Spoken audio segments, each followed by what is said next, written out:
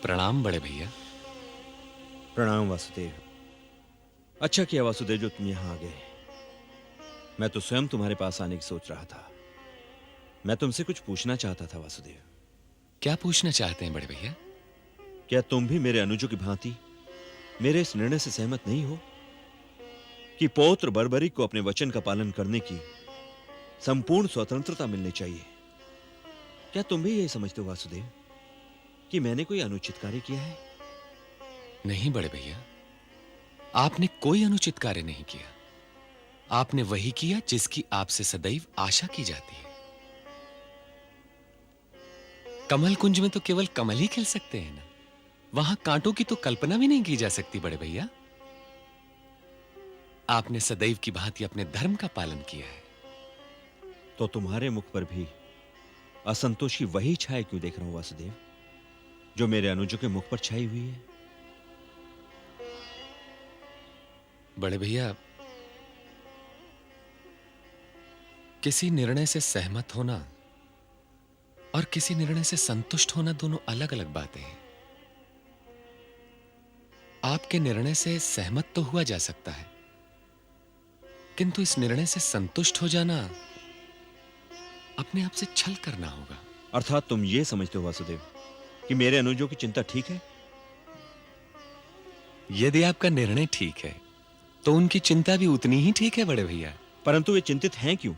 बड़े भैया, अपनी और अपनी सेना की सुरक्षा की चिंता हर योद्धा का धर्म होता है। किंतु उनकी चिंता अकारण है वासुदेव। बर्बरीक हमारी आंखों का तारा है। वो स्वयं अपनी शक्तियां लेकर हमारे पास आया है, हमारी ओर से युद्ध करना चाहता है, तो इसमें चिंता का क्या कारण है? बर्बरीक के समक्ष जो भी सेना आएगी वो पल भर में उसे अपने अद्भुत बाणों से समाप्त कर देगा। आपने सच कहा बड़े भैया। युद्ध के पहले दिन बर्बरीक के समक्ष जो भी कुरुसेना आएगी उसे वो देखते ही देखते समाप्त कर देगा। किंतु जो कुरुसेना उसके समक्ष नहीं आएगी वो बच जाएगी। उसका क्या होगा बड़े भैया? क्या होगा? क्या सेना की संख्या कम हो जाने से दुर्योधन की शक्ति अत्यंत क्षीण हो जाएगी? क्या वो युद्ध हार नहीं जाएगा? आपका प्रश्न ही आपके प्रश्न का उत्तर और हमारी चिंता का कारण बना हुआ है बड़े भैया। कुरु योद्धाओं और सेनाओं के अंत के पश्चात दुर्योधन युद्ध हारेगा नहीं, वो अत्यंत दुर्बल हो जाएगा। और फिर बड़े भैया, पौत्र बर्बरीक अपने वचन के अनुसार दुर्योधन से जा मिलेगा। फिर हमारा क्या होगा? हम और हमारी सेना तो युद्ध के पहले ही दिन उसकी सिद्धियों की भेंट चढ़ जाएंगे, क्योंकि वैसे भी हमारी सेना कुरु सेना की तुलना में अत्यंत छोटी है। इसीलिए बड़े भैया, मैं आपके निर्णय से सहमत तो हूं, किंतु संतुष्ट नहीं हो पा रहा हूं।